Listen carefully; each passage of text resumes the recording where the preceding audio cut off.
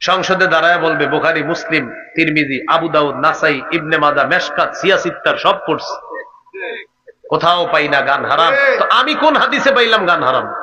এই যে আমি এখন বুখারীর 5590 নম্বর হাদিসে নবী বলছেন আমার উম্মতের একদল গানকে হালাল মনে করবে, শুধু মনে করবে না, বেটকায়া সংসদে গিয়ে বলবে। হ্যাঁ করে করে সংসদে গিয়ে বলে, মানে নির্লজ্জতা কোথায় সীমাচার। লজ্জার যদি কথা বলার কোনো শক্তি থাকতো, লজ্জা বলতো যে প্রিয় তুমি একটু থামো, আমি লজ্জা পাইতেছি। লজ্জাল ওরে বলতো যে একটু থামো, আমি লজ্জা পাই। যেমন আমাদের দেশের পালিয়ে যাওয়া একজন ভারতে আছে, লজ্জা শব্দের যদি জবান থাকতো ওরে বলতো যে আমি লজ্জা পাইতেছি, তুমি আল্লাহর রাস্তে থামো। লজ্জা শব্দটার যদি আল্লাহ জবান দিত তো বলতো আল্লাহর রাস্তে তুই থাম। গান কি বলেন তো?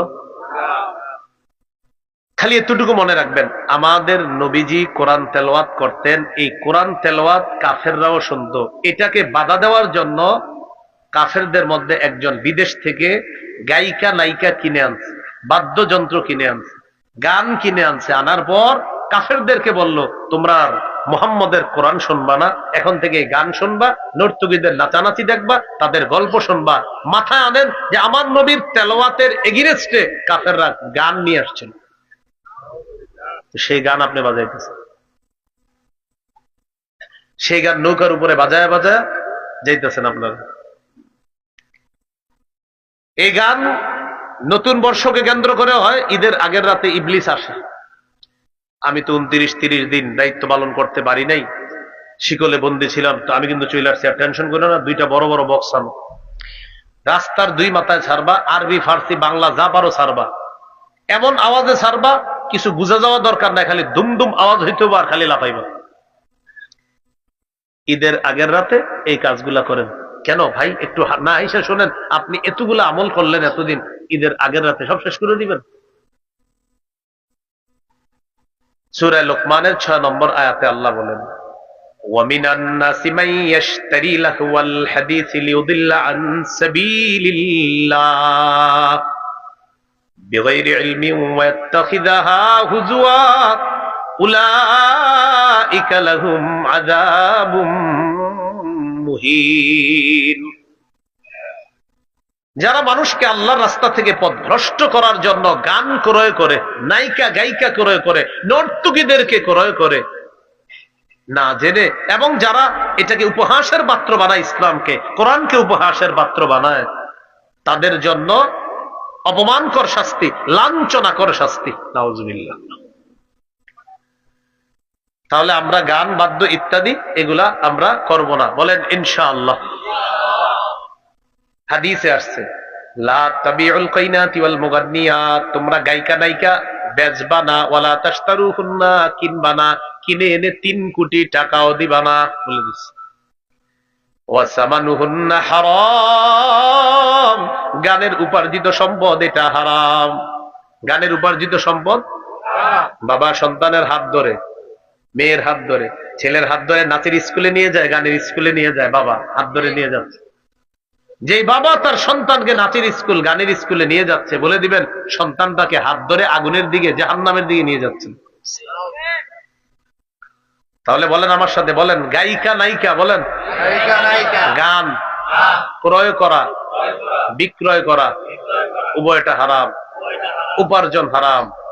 অতএব মেমোরির মধ্যে গান লোড করা, এই ব্যবসা হারাম। মেমোরিতে গান লোড হারাম। আবার আপনি যে ডাউনলোড করবেন টাকা দিয়ে, যেমন আপনি ডাউনলোড করলেন একটা গান, টাকা খরচ হয় কিনা? মনে করেন ডাউনলোড করলেন গান, 10 টাকার এমবি গেল, এই 10 টাকা দিয়ে হারাম করে করলেন। আল্লাহ রাসূল বলেন এটা তোমরা কিনবাও না, বেচবাও না। তো আপনি যে গানটা নামাইলেন ডাউনলোড করে, 10 টাকা দিয়ে এটা কিনলেন, ডাউনলোড করছে, এমবি খরচ হয়েছে, এই 10 টাকা খরচ করলেন, 20 টাকা খরচ করলেন, আল্লাহর কাছে হিসাব দেওয়ার জন্য তৈরি থাকেন। এখন মনে মনে অনেকে বলবো হুজুর তাহলে আর ডাউনলোড করবো না, শুধু এমনি দেখবো না, এমনি দেখলেও টাকা খরচ হয় কিনা, বাস হারাম।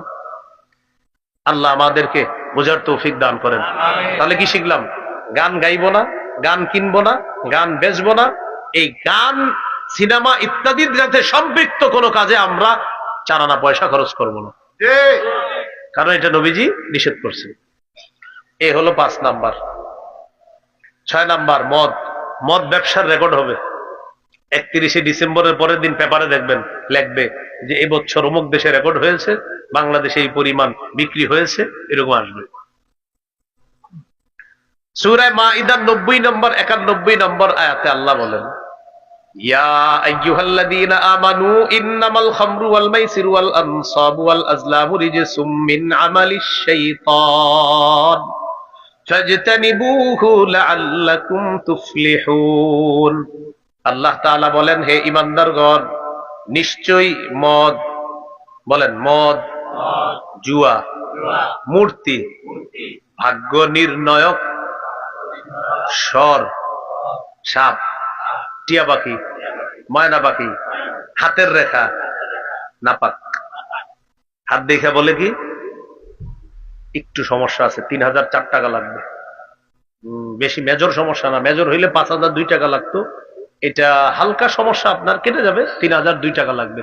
রাসূল সাল্লাল্লাহু আলাইহি ওয়াসাল্লাম মানে এরকম বলে কিনা আমি শিওর না, বাকি এই জাতীয় উদ্ভট একটা অ্যামাউন্ট বলবে আপনাকে, যাতে মনে করেন না রে হইতেও পারে। বলবে আপনারে কালা মুরগির 3টা ডিম লাগবে, এরকম বলতে পারে। আপনি টেনশন করবেন কি এরকম বলে কেন, তার মানে মনে হয় কিছু একটা আছে। রাসূলুল্লাহ সাল্লাল্লাহু আলাইহি সাল্লাম বলেন, মান আতা আররাফান আও কাহিনান, কোন ব্যক্তি যদি গণকের কাছে আসে আর গণকের কথা বিশ্বাস করে, ফাকাদ কাফারা বিমা উনজিলা আলা মুহাম্মদ, সে নবীজির পুরা দিনটাকে অস্বীকার করছে। তাহলে গণকের কথা বিশ্বাস করা যাবে না। এই জন্য পেপারে আর রাশি ফল পড়বেন না, পেপারে আসে রাশি ফল, এটা পড়বেন না। এইগুলো আপনার মদ হারাম, জুয়া হারাম। এখন জুয়া হারাম বলতে চা দোকানের সামনে দাঁড়ায় যে জুয়াটা হয়, যে এই ওভারে 10 রান হতে পারে, 12 রান হতে পারে, 13 রান হতে পারে, এই জুয়াটাও নাপাক। যদিও আপনাদের এলাকায় হয় না, পৃথিবীতে হয়, আমিও জানি। হ্যাঁ, তো এখন কথা হলো এই যে জুয়াটা, এটাও হারাম। ভাই এই জুয়া খেলবেন না কেউ। ওই যে চা দোকানের সামনে খেলা দেখে আর বলে হ্যাঁ 10 রান হবে, 11 হইতে পারে, 4 হইতে পারে, 6 হইতে পারে, এই জুয়া খেলবেন না, এটাও হারাম। আল্লাহ আমাদেরকে এই হারাম থেকে গুরুত্ব সহকারে বাঁচার তৌফিক দান করে। আপনার বন্ধুদের মধ্যে যারা এগুলা করে, ওরে বলে দেন যে সূরা মাইদার 90 নম্বর আয়াতে আল্লাহ তাআলা বলে দিয়েছেন এই জুয়া এটা নাপাক, এটা থেকে বেঁচে থাকতে বলছে, এটা হারাম। পারবো না ইনশাআল্লাহ বলতে? তো মদ, আমরা আলোচনা চলতেছে মদের, মদও হারাম, জুয়াও হারাম, মূর্তি হারাম, ভাগ্য গণনা ইত্যাদি এই বিষয়গুলা, এগুলো হারাম। ইবনে মাজার হাদিস 4020 নম্বর হাদিস, قال رسول الله صلى الله عليه وسلم لا يشربن ناس من امتي الخمر يسمونها بغير اسمها। নবীজি বলেন, আমার উম্মতের একদল মদ পান করবে, মদের নামটা পাল্টায় রাখবে, মদ নাম দিবে না, অন্য নাম দিবে।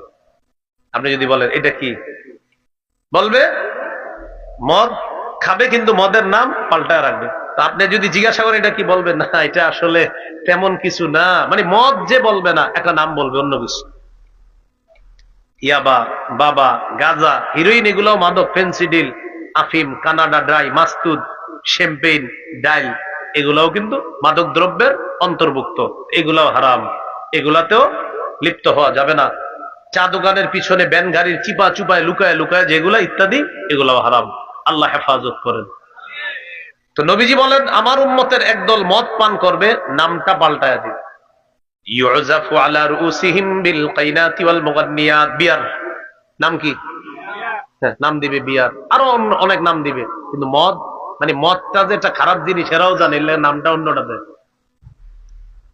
যেমন সুদ খারাপ জিনিস, এটা এলাকার সবাই জানে, এই জন্য বলে কি ইন্টারেস্ট, ওটা হইতে শরম, তো এই জন্য গরিবে খাইলে সুদ, ধনিয়ে খাইলে ইন্টারেস্ট। স্যার এত বড় গাড়ি কিভাবে কিনলেন? আসলে এইখানে তোমার মূল প্রফিটটা যেটা 1 crore প্রফিট এসেছে, এর মধ্যে তোমার 50 লাখ এটা হলো মূল প্রফিট, আর 50 লাখ এটা হলো তোমার উইথ ইন্টারেস্ট 50 লাখ। তো এলাকার গরিব মানুষ মনে করে না জানি স্যারের কত বড় ব্যবসা, স্যারে আপনার বুঝাইলো লাভ পাইছি 50 লাখ, সুদে পাইছি 50 লাখ। আল্লাহ আমাদেরকে হেফাজত করেন, আমিন। তো এখন আসেন, নবীজি বলতেছেন ইউজাফু আলা রুসিহিম বিল কাইনাতি ওয়াল মুগান্নিয়াত, একদিকে আমার উম্মতের একদল মদ পান করবে, আর সামনে নর্তকী নায়িকারা নাচানাচি করবে, তাদের নাচের তালে তালে তারা মদ পান করবে। এই হলো 6 নাম্বার। ঠিক এই কালচারটা আমাদের মুসলিম তরুণ তরুণীরা এটা গ্রহণ করবে, পরের দিন বলবে কি জানেন, আমার শরীর, আমার যৌবন, আমার ইচ্ছা স্বাধীনতায় আপনি বলার কে, এই জাতীয় স্লোগান। 7 নাম্বার, জিনাকে হালাল মনে করবে। কাকে? জিনাকে। জিনাকে হালাল মনে করার একটা স্লোগান অলরেডি শুরু হয়েছে। একটা মেয়ে দাবি করছে নতুন করে যে আমাদের দেশে ডিভোর্স এখন নরমালাইজ হয়ে গিয়েছে, অতএব কয়দিন পরে লিভ টুগেদারটাও নরমালাইজ হয়ে যাবে। নাউজুবিল্লাহ পড়ে। লিভ টুগেদার মানে হলো একটা বালেগ ছেলে আর একটা বালেগা মেয়ে এক ছাদের নিচে একসাথে স্বামী স্ত্রীর মতো থাকবে, কিন্তু তারা স্বামী স্ত্রী না। সহিহ বুখারীর বর্ণনা 5590 নম্বর হাদিস। রাসূলুল্লাহ সাল্লাল্লাহু আলাইহি সাল্লাম বলেন, লা ইয়াকুনান্না মিন উম্মতি আকওয়াম, আমার উম্মতের এক দল হবে এমন, ইস্তাহিল্লুনাল হিররা, যারা জিনাকে হালাল মনে করবে, ওয়াল হারিরা, রেশমকে হালাল মনে করবে, ওয়াল খামরা, মদকে হালাল মনে করবে, ওয়াল মাআজিফা, বাদ্যযন্ত্রকে হালাল মনে করবে, জিনার মতো কাজ করবে, আর নাম দিবে লিভ টুগেদার। কিছু বলতে যাবেন যে এটা তো অন্যায়, সে বলবে ইটস আওয়ার ফ্রিডম, এটা আমাদের স্বাধীনতা। কি বলবে?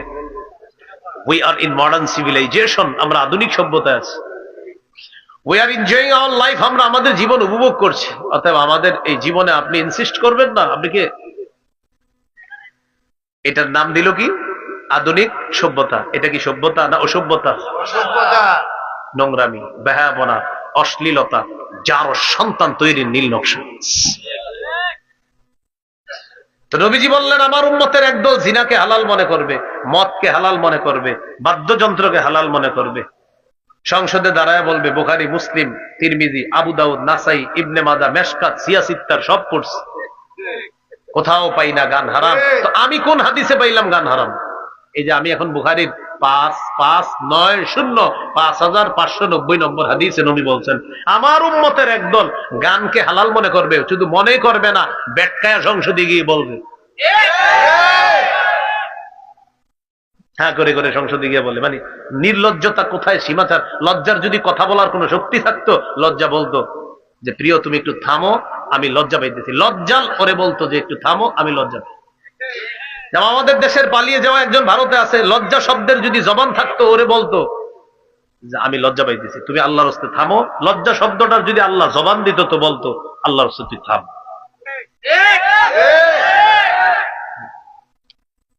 তাহলে জিনা, রেশমের পোশাক, মদ, আর হলো আপনার বাদ্যযন্ত্র, আমার উম্মতের একদল এগুলো হালাল মনে করবে। এখন আপনি বলেন করবে না? অলরেডি করতেছে মানুষ।